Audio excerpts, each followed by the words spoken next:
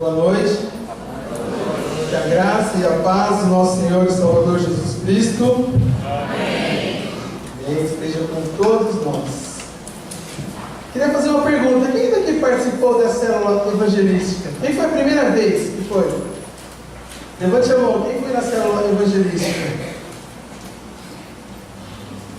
Gente, teve alguém que foi na célula evangelística aqui? De quinta e no sábado? Agora sim. Vocês gostaram? Sim ou não? Esse negócio vai atrapalhar na cabeça. Cadê os jovens que fizeram a célula sábado de evangelismo? Vocês gostaram ou não? Sim. Vamos todo coxinho. Eu perguntei aqui, eu fiquei até com medo, porque eu não vi ninguém levantando a mão. Quem foi pela primeira vez? Uma célula? Bem. Teve mais gente? Sim. Vocês são muito bem-vindos em nosso meio. Amém? Gostaria de que vocês abrissem sua Bíblia, Josué, capítulo 3.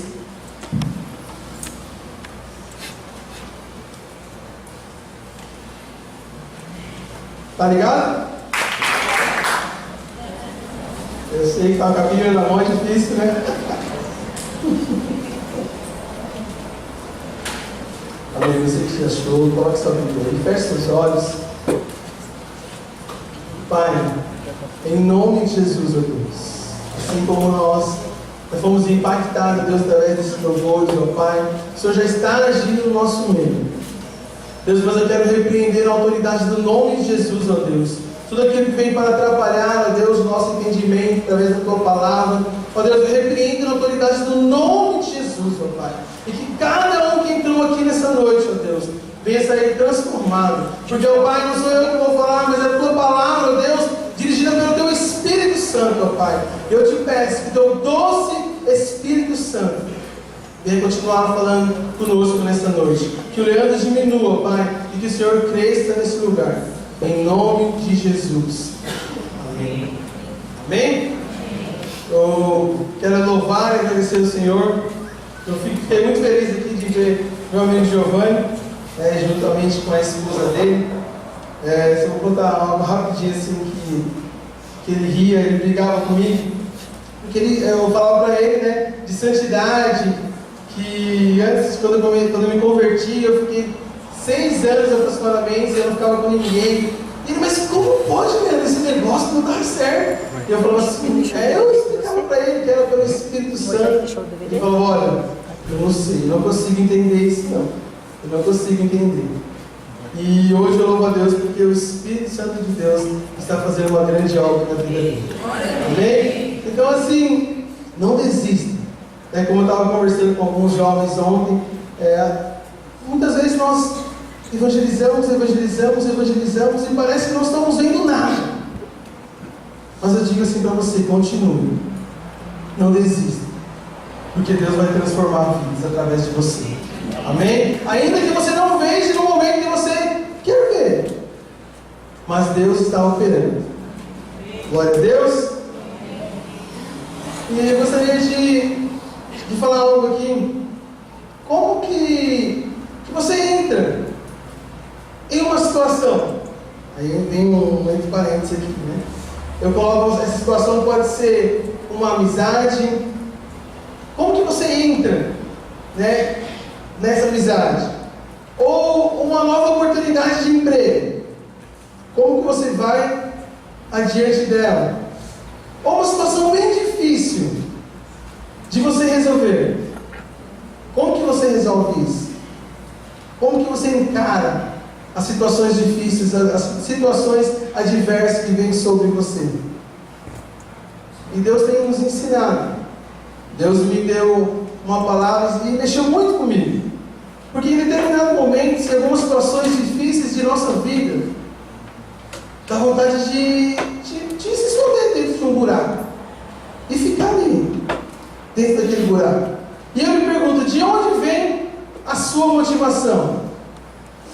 De onde vem a sua motivação? Ou como você tem aprendido a armazenar em sua mente aquilo que você tem estudado, aquilo que você tem visto, aquilo que o Espírito Santo de Deus tem te ensinado?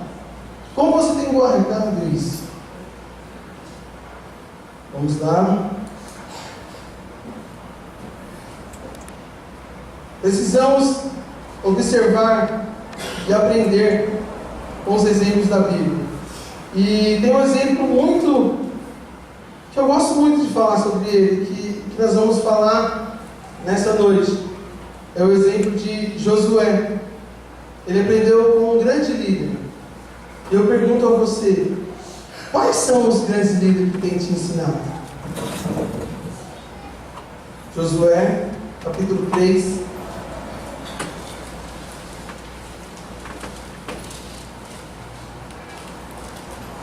Vou estar lendo do versículo 1 ao 4. Amém? Josué, capítulo 3, do 1 ao 4. Levantou-se, pois, Josué de madrugada, e partiram de Setim, e vieram até ao Jordão, ele e todos os filhos de Israel, e pousaram ali, antes de passar. E sucedeu ao fim de 3 dias, que os príncipes passaram pelo meio do arraial, e ordenaram ao povo, dizendo: quando virdes a arca do concerto do Senhor vosso Deus, e que os sacerdotes e os levitas levam, partir vós também do vosso lugar, e segui-a. Haja, contudo, uma distância entre ela, como da medida de 2.000 côvados, e não chegueis a ela. Nessa medida de 2.000 côvados dá aproximadamente 1 quilômetro.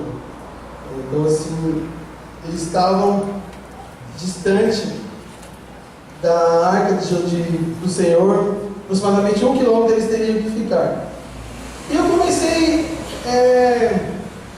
a analisar, lendo essa palavra. Eles estavam diante do Rio Jordão. E a palavra do Senhor diz que eles tiveram que dormir ali 3 dias.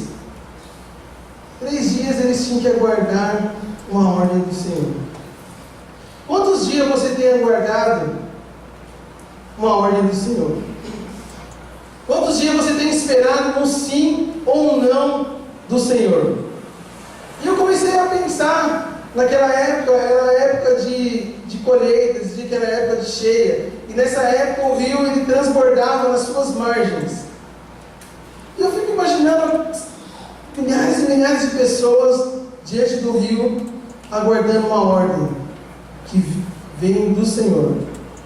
Eu fico imaginando as crianças naquele momento, correndo para um lado e para o outro, né? E eles sabiam que eles iriam atravessar, mas não sabiam como. E vocês sabem como são crianças. Criança consegue ficar parada, quietinha no lugar? Sim ou não? Não consegue. E eu fico imaginando algumas pessoas assim, da meia idade, que tem as pessoas de meia idade, você conhece. Da meia idade eu digo de mim, tá? 30 anos eu falo que é meia idade. Que às vezes reclamam da vida, reclamam. Eu fico imaginando a primeira noite, eles passando ali diante daquele rio, as águas descendo, aquele barulho das águas. Pode ser até gostoso no primeiro dia. Eles acamparam nas suas tendas, as águas descendo, aquele barulhinho, e eles repousaram ali tranquilamente. Aí pela manhã, será que agora nós vamos? Não, vamos ficar. Ficaram 3 dias ali. E chegado um determinado tempo, levantou-se, pois, Josué de madrugada e partiram de Setim. Chegam ali os sacerdotes e falam: é agora. Agora é a hora de partir. E sucedeu ao fim de 3 dias que os oficiais passaram pelo meio do arraial e ordenando ao povo, dizendo: quando virdes a arca do pacto do Senhor vosso Deus, sendo levada pelos levitas e sacerdotes, vós segui elas também, mantendo aquela distância de 1 quilômetro. E uma das coisas que me chamou muita, mas essa me chamou a atenção demais, que quem foi na frente, abrindo o caminho, foram os levitas e os sacerdotes. E ali eles foram por uma ordem de Josué.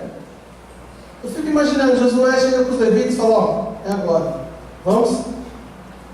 E eles iam, e vendo aquelas águas, a multidão de água descendo. E a Bíblia diz que enquanto todos os sacerdotes não pisaram na água, aquelas águas não pararam de cessar. Enquanto todos os sacerdotes não pisaram ali, as águas não pararam de cessar. Eu quero chamar a atenção aqui, muitas vezes, isso Deus chamou de mim. Como eu falo, eu me cobro isso como líder. Nós líderes, nós que somos líderes, nós temos que ser os primeiros a colocar o pé na água. O povo, nós continuamos lendo a história, eles passaram todos com os pés secos. Mas os líderes tiveram que colocar o pé na água para ouvir o grande milagre de Deus. Repita assim comigo. Há um período novo a vencer. Há um período novo a vencer. Amém? Muitas vezes, diante das dificuldades, nós não sabemos o que fazer. Os nossos olhos se embaralham, fica titubeando, e aí eu coloco um exemplo, como eu disse, das crianças, pessoas falando aos nossos ouvidos, olha, faz isso, faz aquilo outro, olha, vai por esse caminho, vai para aquele outro caminho. Mas muitas vezes nós não temos direção para fazer nada. Não temos direção, fique no lugar.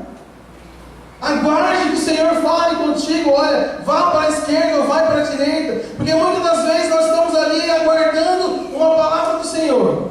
E aí, pela nossa emoção, pela nossa, agora eu vou, vai. Aí chega lá na frente e faz aquela atrapalhada. Aí volta de cabecinha abaixo. Se eu tivesse esperado.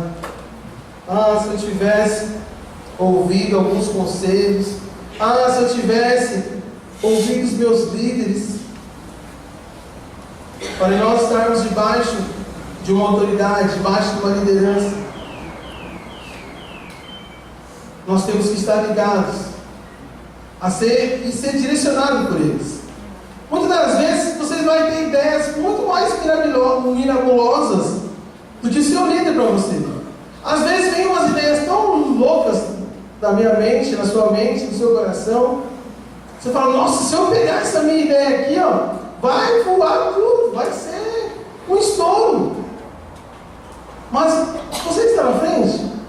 Muitas vezes nós não estamos na frente e queremos passar na frente. Imagine se ali os sacerdotes e os levitas falam assim, Josué, esse negócio de esperar a Deus aí não está com nada não. Mas só que eles observavam em Josué. Eles viram que Josué tinha uma intimidade com Deus. Eles viam que Josué andava com Deus, porque ele era grudado no seu líder. Na onde Moisés ia, ele colava atrás. Moisés ia para dentro orar, ele ficava ali atrás. Quanto você tem orado? Quanto você tem buscado em oração? Quanto nós temos buscado em oração pela vida dos nossos líderes, pela vida dos nossos pastores? Quanto temos feito isso? Mas muitas vezes levantamos as nossas vozes para criticar, às vezes para apontar, para falar mal. Mas muitas das vezes estamos atraindo doenças para o meio do nosso povo, por palavras dirigidas contra as autoridades que Deus constituiu sobre as nossas vidas. Então, lembre-se de uma coisa: por melhor que sejam as suas ideias, por melhor que sejam as suas ideias, guarde uma palavra dirigida pelo seu líder. Jesus disse assim aos seus discípulos: ficai em Jerusalém até que do alto sejais revestido de poder. Até que do alto sejais revestido de poder. Nós temos que buscar a cada dia a presença de Deus. Temos que saber caminhar conforme a palavra do Senhor diz. Porque palavras bonitas, palavras boas, nós vamos ouvir em todos os lugares. Nós vamos ouvir muitas coisas boas. Muitas. E muitas delas vão nos tirar do foco. tirar da direção. Eu imagino se chega uma pessoa e fala: olha, Josué, vamos caminhar com o povo cerca de uns 4 a 5 quilômetros. Lá na frente tem uma ponte lá. Nós não precisamos atravessar pelo meio do rio. E aí, se ele deixasse essa palavra levar por ele, esse povo não ia ter experimentado o milagre de Deus. Então, muitas vezes as coisas se complicam na sua vida. Ou muitas vezes algumas situações estão meio difíceis. Mas Deus quer operar um milagre através da sua vida. Deus quer usar você para fazer a diferença. Não tenha medo de ser um instrumento de Deus. Não tenha medo de abrir a boca e ser um instrumento de Deus. Mas para isso, nós temos que buscar o revestimento do Senhor. Nós temos que buscar a cada dia o que Ele tem nos dado. No versículo 3, diz assim: quando virdes a arca do pacto do Senhor, o vosso Deus, sendo levada pelos levitas e sacerdotes, partirei vós também, e seguia. E, voltando lá, eu fico imaginando quando os levitas e os sacerdotes passaram pelo meio do arraial, pelo meio daquela multidão, várias pessoas se acampando, né, as crianças brincando, as tendas ainda montadas. E quando os levitas e os sacerdotes passando, eles falam: olha, agora é a hora de partir. Agora é a hora de caminharmos. Porque o Senhor vai nos tirar daqui e nos dar uma terra que emana leite e mel. E quando todos se juntaram, todos desmancharam a sua tenda, arrumaram as suas crianças, os levitas e sacerdotes com o pé na água, ali entra a mensagem